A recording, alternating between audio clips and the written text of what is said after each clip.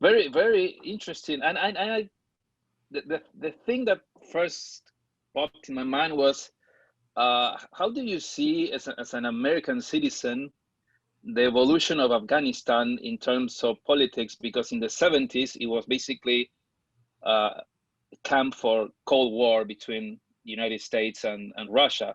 In the 80s, also, if you see, Rambo 3, Rambo Oh, is is he in fighting. Afghanistan? Oh, I never realized. Yes, Rambo is fighting with the Taliban against the Soviet army. Yeah. Wow, I got to And check that out again. yes, I didn't get that. Yeah. yeah. And then the tables turn, and the Taliban were the bad guys. So, and then the short film, congratulations on the Academy Award. It basically is what happens after the Taliban. So, how do you see, the evolution of politics and the different, international waves of politics that basically held Afghanistan hostage during 30 or 40 years? Well, I think Camp Victory, I sort of track the history by using State of the Union speeches from each Mm-hmm. president to sort of make that turnaround clear without making it my opinion. I mean, I think, and I'm not a political, I mean, I'm a history buff, but I don't, politics just confuses me deeply. And I think, Afghanistan has been the place of proxy war for so many countries, including Iran and Pakistan and India and China for so long that it's almost in England, and it's almost impossible to sort of extract a thread of a story, because it's like they get through one thing and then somebody else comes in with a bad idea. So I mean, to me, the thing that breaks my heart is that after, in the 90s, when the Russians left, there was a group of women, Hillary Clinton, Madeleine Albright, and a few others, very important women, who started a huge campaign to try to raise money to put schools and to support Afghanistan after the Russians left. And this is, and the Civil War started up almost immediately, not almost, right? And they were saying, we got to get in there and educate the people. Well, they were ignored. And then, a whole generation ended up in the madrasas in Pakistan. And then we were, off to the races once again. And, one thing, I spent a lot of time with the military. I spent a lot of time, in the upper echelons and the lower echelons, training the police, Camp Victory is a very small amount of what I shot throughout that whole time.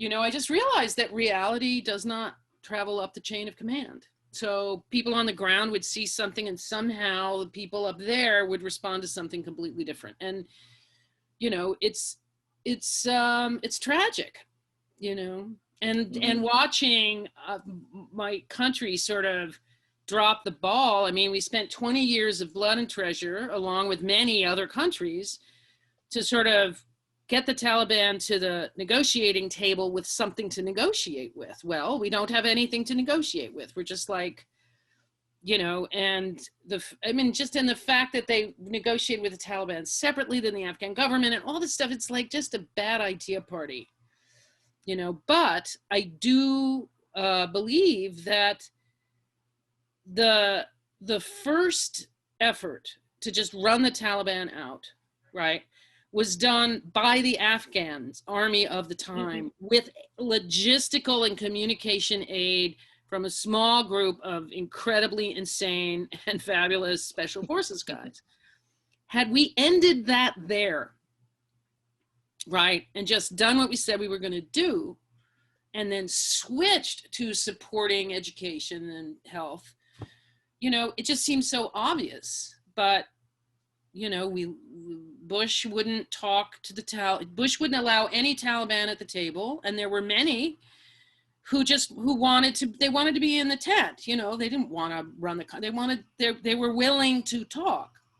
And Karzai wanted to talk to them, but you know, which was so hypocritical because we have, you know, the religious right wing crawling on, you know, in our government, you know, they're represented. So why not their religious right wing? It was just very, you know, like I say, politics mystifies me. I just don't understand why decisions are made that are made because they have nothing to do with solving the problem. Not nothing, but often nothing. I mean, the attempts to train the Afghan National Army that I filmed, I was very, you know, these are good men who went there to try to do a good job. You know, they're not, the soldiers aren't the problem. And everybody's always going, oh, baby killers. But no, it's like what they're being asked to do and how they're being trained to do it. That's the problem, because most of them, be they Italian or Macedonian or Lithuanian, whoever, Danish, whatever, they're there because they want to help. And in whatever way. I mean, there are also some wackos who just want to shoot people, but you know, most of them are there because they want to help, and we didn't let them entirely. So Yeah, but I love Skatistan. I thought Skatistan was one of the few things that actually figured out how to actually solve a problem that actual Afghans had, you know, and that's so rare. Yeah, it's interesting because basically the main point of Skatistan is education. Yeah. Is, you know, skateboard is like an entry point to educate people. Well, I think what's interesting is the boy, you know, they have a whole boys section. You saw them walking past each other in one shot. The skateboarding keeps the boys in school because they're poor kids, they're street kids. They could run all over cobble and jump in the river and have the best time ever. But the skateboarding keeps them in school. For the girls, it turned out to have this completely different purpose in the sense that it taught them how to learn in a way by failing and falling and trying and having fun and getting, you know, it's like one of the girls says, you know, I feel so smart when I go down a ramp. Which is sort of funny when you think about it, you know, but it gives her confidence so that she does, you know, put her hand up maybe if she doesn't entirely know the answer. But, you know, so it's just so interesting how skateboarding affects the two, you know. But yeah, it's about education. It's about getting poor kids who couldn't start school on time into a place where they get grades 1 through 3 in 1 year, with skateboarding to keep them from going mad, right? And then they can enter the Afghan school system at a more appropriate age, right? Simple, small problem, huge effect, but it's unmeasurable. It's just Skatistan knows it's good, and the international skateboarding community and good people keep supporting them. So, you know, it's a good group. It's a good thing. Do you think that Skatistan could be like a hub for women liberation? Like, for example, in Iran, they have this, from Arab Spring, they have Twitter, and then they open up to the world and they discover things. Could be Skatistan? I don't know, because understand that it's really focused on poor families and poor girls. And that kind of stuff comes mostly from the women of Afghanistan who have managed to get a more advanced education. You know, I don't think, I mean, I think there's, you know, I think there are other organizations, but I don't know. I think it may create an atmosphere, you know, if they get through enough girls to sort of have it be more welcome. But these aren't girls who are going to have a lot of power in their families, you know. It's just making their lives and therefore the lives of their children better. But women's liberation, you know, it's interesting because it's a different thing there than here. You know, it's not as cultural in the West. It's cultural in the West. And, you know, equal pay for equal work and da-da-da. But in Afghanistan, there's a lot of things that have to be negotiated, and I'm not really part of that movement. There's some very wonderful women with in the Afghan women's movement, but they're mostly educated people, you know, who have connections in the West, or, you know, connections within Afghanistan through their pursuits. You know, there's a wonderful movie that Sadiqa Mojadidi made that is about a woman parliamentarian and a woman journalist in Afghanistan, which is fantastic. And it's truly, you know, that's those women, you know. Mm-hmm. The thing that's good about what Skatistan's doing is, in the old days, like in Iran, under the Shah's time, people modernized the city, but the countryside did not come along for the ride, and that created, you know, a problem. Or in another word, it created an opportunity for somebody else.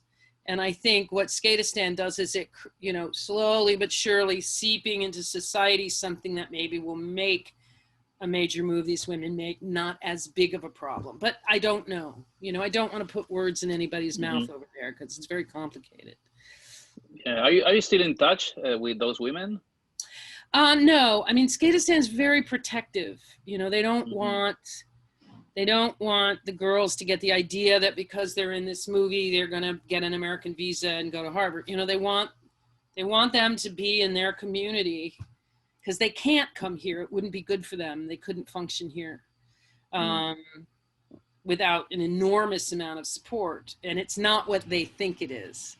I'm just astounded at how persistent the American dream is. I'm like, you know, guys, you know, this idea if they can just get here, things will be better. And I'm like, well, maybe, but in some ways, but, you know, think about it. Make your own country better, which they can't because they're kids, but I don't know.